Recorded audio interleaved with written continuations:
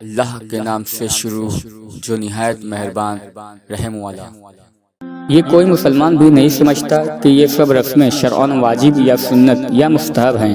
بعض مولویوں کا یہ کہنا ہے کہ چونکہ فلاں رسم کو لوگ فرض سمجھنے لگے ہیں اور اس کو کبھی ترک نہیں کرتے ہیں، اس لیے لوگوں کو ہم اس رسم سے روکتے ہیں کہ لوگ ایک غیر فرض کو فرض سمجھنے لگے ہیں۔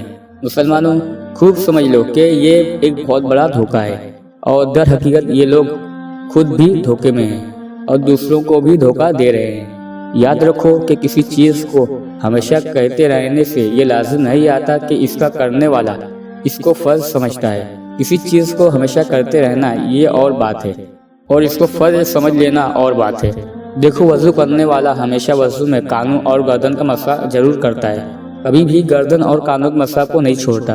تو کیا کوئی بھی اس پر یہ الزام لگا سکتا ہے کہ وہ سر کے مسح کی طرح گردن اور کانوں کے مسح کو بھی فرض سمجھتا ہے، حالانکہ کانوں اور گردن کا مسح سنت و مستحب ہے؟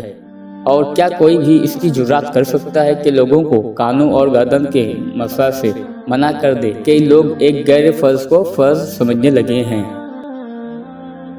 بس اسی طرح سمجھ لو کہ لوگ ہمیشہ عید کے دن سوئیاں اور شب برات کا حلوہ پکاتے ہیں اور میلاد شریف میں ہمیشہ شیرینی بانٹتے ہیں اور کبھی بھی اس کو ترک نہیں کرتے، مگر اس کو ہمیشہ کرنے سے یہ الزام نہیں آتا کہ لوگ ان کاموں کو فرض سمجھنے لگے ہیں۔ جس طرح گردن اور کانوں کا ہمیشہ مسح کرنے والا ہمیشہ کرنے کے باوجود یہی عقیدہ رکھتا ہے کہ کانوں اور گردن کا مسح فرض نہیں ہے بلکہ سنت و مستحب ہے، اسی طرح ہمیشہ عید کو سوئیاں اور شب برات کو حلوہ پکانے والا یہی عقیدہ رکھتا ہے کہ یہ فرض نہیں ہے بلکہ جائز و مباح ہے۔ کون نہیں جانتا کہ کسی چیز کو فرض سمجھنا یا فرض نہ سمجھنا اس کا تعلق عقیدے سے ہے، نہ کہ عمل سے۔ کہاں عمل اور کہاں عقیدہ؟ عمل اور چیز ہے اور عقیدہ اور چیز، دونوں میں بڑا فرق ہے۔